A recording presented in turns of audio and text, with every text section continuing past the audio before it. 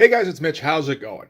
We're going to do some more Wolverine today. We're going to trip back a little bit before where we just were. And we're going to take a look today at Wolverine number 34. So just before we get into it, if you enjoy the channel, if you feel like you might want to help out a little bit, go subscribe on my Patreon. Links are in the description, gives you early access to everything I do. Helps out the channel, helps to buy new comics. So yeah, originally I was planning to do the next one in the line, which I figured was Wolverine number 45. No reason to hit number 44, which is a fill-in issue by Peter David and Larry Stroman. Like, the Larry Stroman stuff can be tough enough to talk about sometimes as it is, but Peter David on top of that, a lot of Peter David's writing tends to be trying to come up with funny lines. And that doesn't necessarily make for a good review, because if you don't include those, there's not always a lot to talk about. And I wouldn't try to include them because it's like trying to explain joke after joke after joke. It gets old pretty quick. So yeah, we're going to skip ahead to 45. The only problem with 45 is that it keeps referencing back to this other issue, because this is the start of the Hunter in Darkness little storyline. And all sorts of little asterisks throughout the first little bit where they keep going, more on this, read Wolverine number 34. And I decided to go and check, see, do I have Wolverine number 34? I do. Surprisingly, I don't have a whole ton from the beginning of Larry Hama and Mark Silvestri's run, but that one I seem to have. So I think that's the one we should go over today. So let's just get right into it. We'll start with the cover here. This is Devil in the Dark. So this is going to be Wolverine kind of versus a creature called the Hunter in Darkness, which is kind of like a werewolf or like a Wendigo, something like that.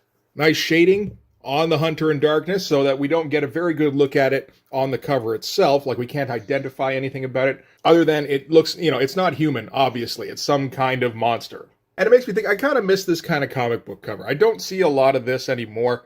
Most of the ones you see, most of the ones I see these days are Liefeld ones. So it's just a guy standing and then heads around him, usually.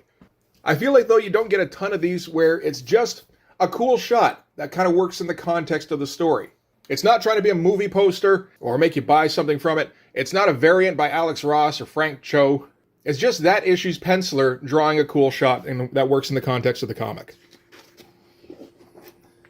So, okay, yeah, this is going to be The Hunter in Darkness. So, script by Larry Hama, pencils by Mark Silvestri, inks by Dan Green. So, the trifecta. Lettering by Pat Brousseau, coloring by Glynis Oliver. So, a competent backup squad. Edited by Bob Harris. Well, we could only do as well as we could do. So, we open up here. Wolverine has taken himself a little vacation, and he's gone to the mountains of northern Alberta. Because this is where he goes to clear his head. This is, as they say here, 100 miles away from any kind of civilization, as the crow flies. And the closest town is Fox Lake, population 634. It's pretty remote. And this is an aspect of Wolverine that Larry Hama would really flesh out. It still feels to me like this is something he in particular focused on that maybe hadn't been at the fore for Wolverine before this, which is that Wolverine has this bestial nature that he has to indulge every once in a while. And I don't mean by going out and, going on a rampage killing shit. Like the video games like to hype up the Berserker rage. But no, this is just, he has to go somewhere where there's no people around and run around in the woods and just scurry and shit. Kill something living if he wants to eat and just, So we start with a big old splash page of Wolverine doing some fish. It's a pretty big fish there, but good looking one at least. This is the beginning of Silvestri's run on Wolverine, and he's not exactly unfamiliar with the character because he's just come off of 3 years working on Uncanny X-Men. And when you got a group book like that, you can't devote 100% attention to one character. Everyone gets, the same amount, which is a fair amount of attention, but not hyper-focused. When you're doing a solo book, then you can hyper-focus on your character. And the Wolverine look would change a little bit. Not much, but and I'm not even sure if I could describe it. But there is a difference between Wolverine here at number 34 and even 4 or 5 issues later at 38, 39. But yeah, interesting shot to open on. That is a gigantic arm. And you get that quick hatching all over. That's a Dan Green special, I think. So yeah, Wolverine is just straight fishing in an icy lake somewhere in northern Alberta. Naked, of course, because that's how you do it. The problem with that is that you could possibly attract some attention. And he has a bit of bad luck in that some RCMP officers happen to stumble upon him just sitting naked on a log and munching on a fish. And it's just the 2 officers, an old guy and what seems to be like a rookie. And the old guy immediately cocks his rifle. I don't think he's suspecting Logan of anything, but, you come across a naked guy in the middle of the snow, eating, just chowing down on a fish. You gotta have some questions, and that guy might not be 100% stable. The old guy here, Sergeant Doolin, thinks maybe he recognizes Wolverine's face and that maybe he saw it on a wanted poster, but he doesn't have enough to go on at the time. So he is going to let him, get dressed in a second here. First, because he doesn't seem too inclined to grab any clothes anytime soon, they're just like, okay, well, might as well give him the wanted paper that we're carrying around with us, which is for a local felon. This is for Athabasca Ike. And Ike here, I'm not going to try and say the first part of his name too often. He's a mean dude, stole a gun off of a bailiff officer in the courtroom at his own murder trial, and then shot his way out and disappeared. And then he gunned down a family in Edmonton and has kidnapped the girl here. I don't remember her name, but they're the Go-Lightlies. Maybe Larry Hama's a Truman Capote fan. I'm not for sure. But there's some nice stuff opening up here. Decent shot of this wilderness in the background. There's a lot of just smudging with the brush, kind of random looking, but it ends up looking pretty nice. And his Wolverine is, like I said, a little different from what he's got going later on. We can see here, this to me looks a fair bit still like John Buscema. And of course, Mark Silvestri started out taking over King Conan from John Buscema, and I feel like he always had him in mind as an influence, at least early on. Also, gigantic hair, like almost Sam Keith looking hair here. And some nice mood lighting on him as well. So a couple of minutes later, Logan's getting dressed, and the wind shifts, and Logan's able to tell what's up. He knows that Ike is heading for the high country on foot, and he's got the young girl with him. And they're wondering maybe how he knew that, because, they didn't really tell him any of that. And Sergeant Doolin here wonders if maybe he's, a tracker. Are you Blackfoot or something? And Logan doesn't correct him right away. He's just like, if you want my help tracking this guy, we better get moving. Dark sets in pretty quick this time of year, and Sergeant Doolin goes, yep, especially when the Hunter in Darkness is out. Pose for Logan here, that has no difficulty to it. It's kind of standard Silvestri around this time. So while they're tracking Ike, Doolin and the rookie here are going to talk a little bit about what the Hunter in Darkness is. And Logan's just going to kind of sit back and listen. So that's some local folklore about, this giant beastie that goes around killing things on moonless nights. And Doolin tells about how he once saw it and took a shot at it. And it was dragging a bear trap behind it, so leaving him a blood trail. So he popped him. He figured he probably got him in the lung or something, and keeps following the blood trail, but eventually it stops. Whatever he was following disappeared or healed up or something. So in this comic, that sounds a bit like somebody we know. So from there, we're going to jump to Athabasca Ike himself. Trudging his way over the snow-covered mountains, they explained before that the reason he's going on foot is because his Jeep busted an axle, and he's still on the run, and all he has to do really is keep going until they hit nightfall, because they're never going to be able to find him after dark. And Ike is some kind of French. I assume because this is in Canada that he's Quebecois. The French sounds reasonably like that kind of thing, but although honestly it could also be like straight French or Louisiana, or I can't 100% tell. I assume if it was Louisiana, there'd be a lot more slurring going on. But this is old Ike sure get over on dem Mounties, eh? Which is yeah, that sounds pretty Quebecois. You watch enough hockey players get interviewed, sooner or later, you're going to get a bit of a handle on the Quebecois accent. So he's dragging the Go-Lightly girl along with him. She's just 16. She can't keep up. I mean, this is some big old friggin', I would assume, northern Quebec mountain guy. And he's just dragging this frail little teenager behind him. So yeah, she stumbles naturally, and he's you better keep up or I'm going to gut you and leave you. But when he turns around, he notices the sun flashing off something in the distance. So shoves her down real quick. Mark makes sure to get the girl's ass up. And he's going to use her as a shooting rest, which I suppose is as good as anything. Also, keeps giving Mark an excuse to draw this girl's ass. Go for it, right? And yeah, so looks through the scope on his rifle and spots the Jeep pretty quick. Sees that it's being driven by a little rookie who's probably not as alert as he should be. So naturally from there, we're going to jump back to inside the Jeep, where they're still discussing the Hunter in Darkness. But the scene changes are nice. Most of the scene changes have just been, okay, we hear about the Hunter in Darkness. Let's hear a little bit of a story about the Hunter in Darkness. We hear about this Ike guy. Let's see a little bit about what Ike's doing. Oh, Ike noticed a Jeep. Let's go see what the Jeep's doing. It all flows very nicely.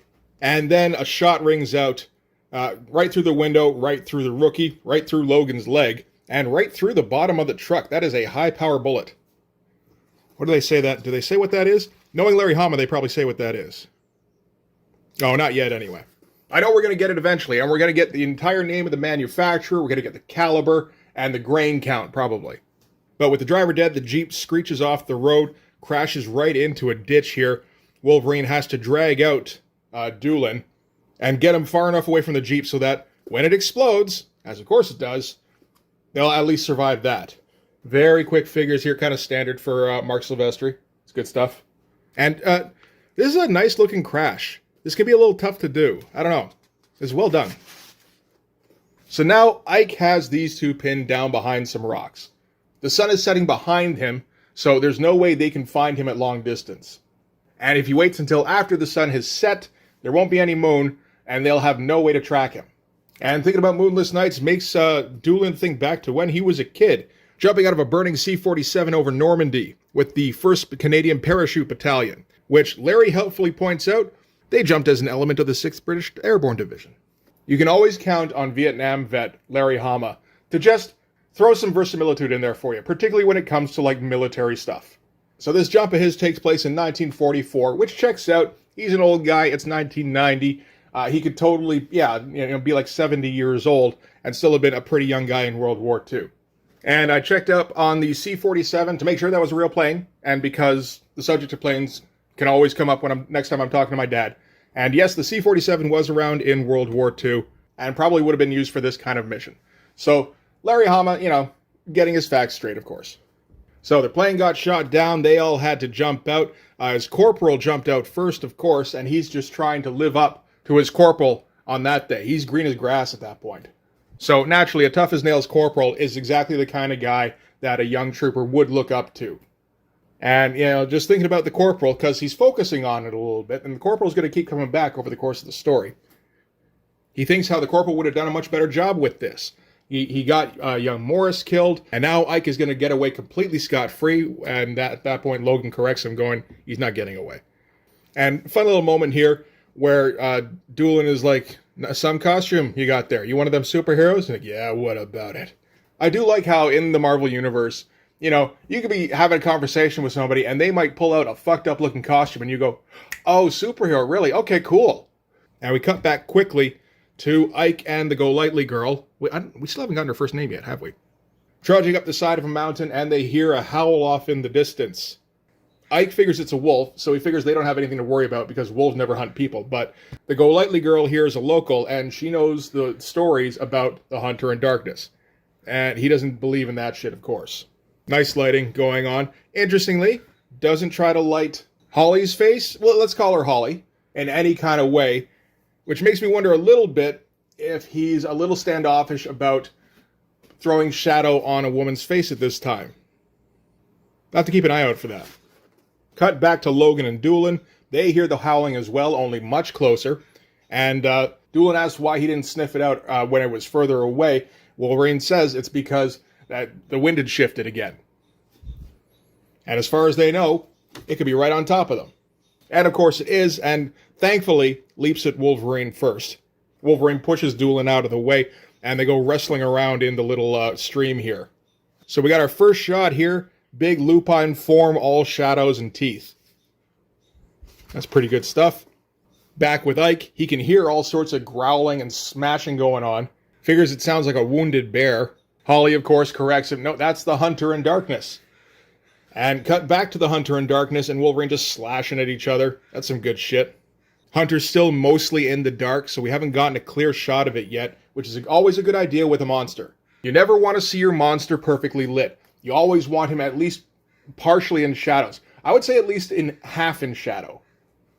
Let people piece together the whole thing from memory and maybe fuck up the details somewhere along the way and make it worse. Wolverine yells at Doolin to shoot it. Doolin can't even fucking see anything because it's after dark and there's no moon. So he has to click on a flashlight. Logan yells at him immediately to kill that light. And we get a huge underlit close-up of the Hunter in Darkness. I would imagine there's some people out there who probably learned how to draw an underlit werewolf from that shot. And the light coming on alerts Ike about where his target is. He knows if there's a bear or whatever the Hunter in Darkness is, it's not carrying a fucking flashlight. Same with if it's some Blackfoot tracker guy, that's got to be RCMP. So the Hunter gets a big slash in on Logan at the same time as Ike manages to hit Doolin right in the chest in just a great panel where he tosses up the flashlight and it completely illuminates him, and you get really dramatic shadow from a really close source. And then the flashlight hits the ground, and where it's lighting up is where Doolin falls into, so he can be dramatically lit when he's lying on the ground as well. These 3 panels are awesome. That is just some grade A storytelling and keeping it super dramatic. And he didn't need a whole lot of space to use it either. That is some masterful shit. Anyway, back to Wolverine, who is trying to hold his guts in long enough for his healing power to go into overdrive and start, at least closing it up a bit. And Doolin here in the foreground, nice job of getting everybody in here. And the flashlight kind of lighting up these two as well makes some sense because of where he's positioned. But he's dying basically. And he's starting to get delirious. And Logan yelling, "Kill that light," is making him make some more memory connections. We're going down memory lane again. There's a lot of that in this issue, and there will be more. Meanwhile, the Hunter in Darkness is also pausing. Logan supposes it might be because he can smell Logan's blood and he's heard Logan's voice, and this is making connections for him as well. But Doolin here is flashing back again to when he made the jump in Normandy, and he got stuck in a tree from his parachute, hanging upside down. That's never a good deal. And didn't know how close the ground was. He figured it could be 5 feet, it could be 50 feet. And he can't cut himself loose without knowing for sure. So the only way he had to find out was to hit his lighter. But as soon as he did, someone who was strung up beside him yelled, "Kill that light," and it was the corporal. So he did. He turned it off immediately, but at that point it was too late because he'd been spotted by German troopers.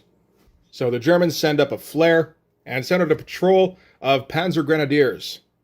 So these are crack troops. And they were heading right for him, but as Doolin relates, they probably weren't expecting to get charged by a lone dude with a knife. Some good shots going on here, good lighting on this. And I like his face here. It's kind of simple, like the drawing, if you turn it over. It's very good. It's fairly well lit. And, it works in the scene, of course. It's just appropriate. So back in the present, Ike is looking where the flashlight is illuminating, which is Logan and the Hunter in Darkness, which is helpful, for the story and for Ike. And he goes, "Well, you were right about one thing. That's definitely not a bear, but I bet you it still can't stand up to some 30-06. So we didn't get the full title of the bullet, but he still said a bit more than he needed to.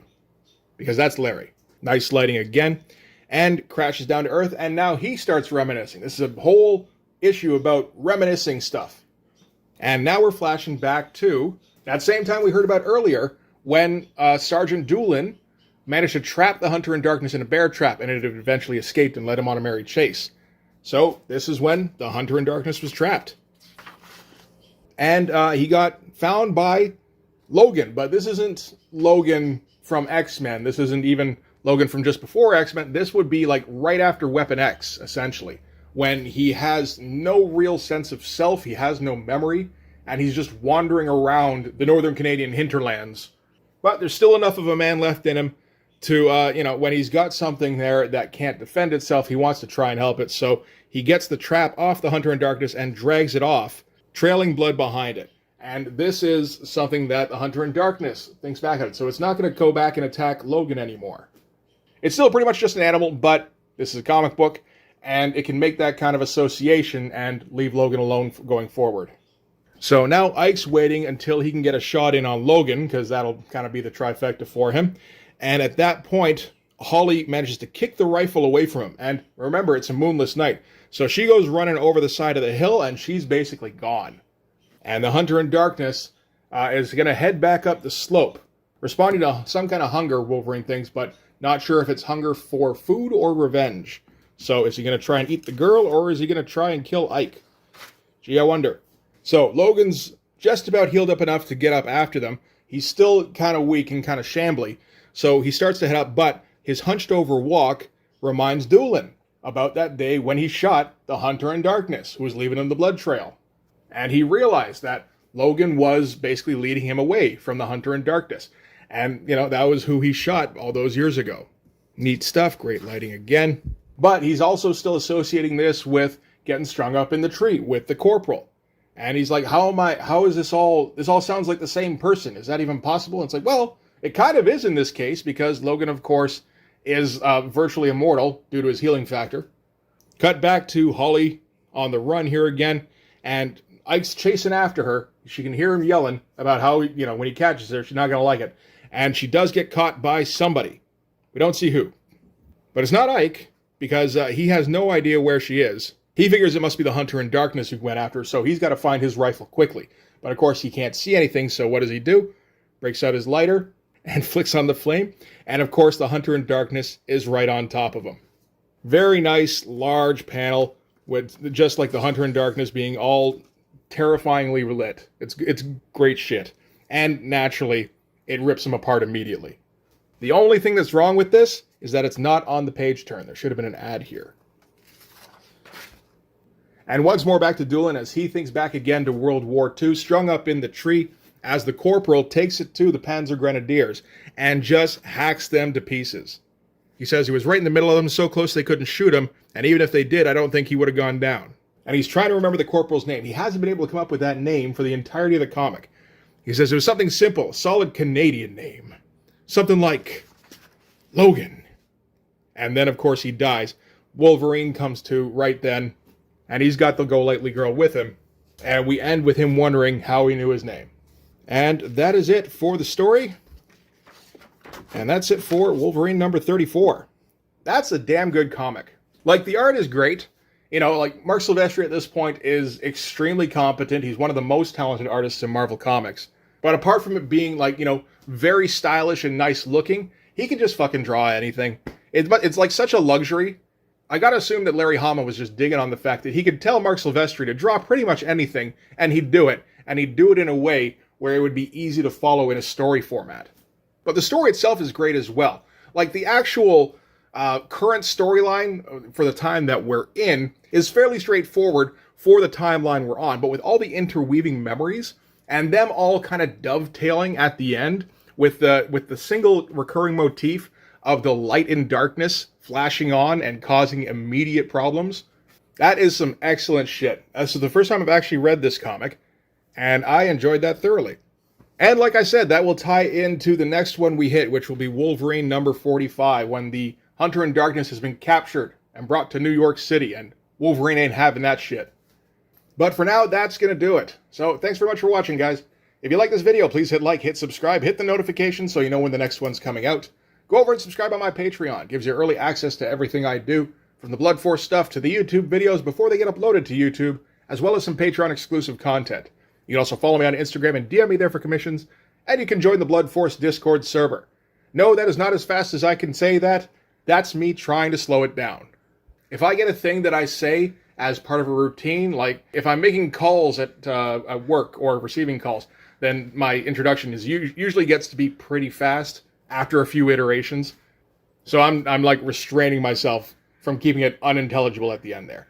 Anyway, like I said, that's going to do it. Thanks again for watching, guys. I'll see you in the next one. Bye-bye.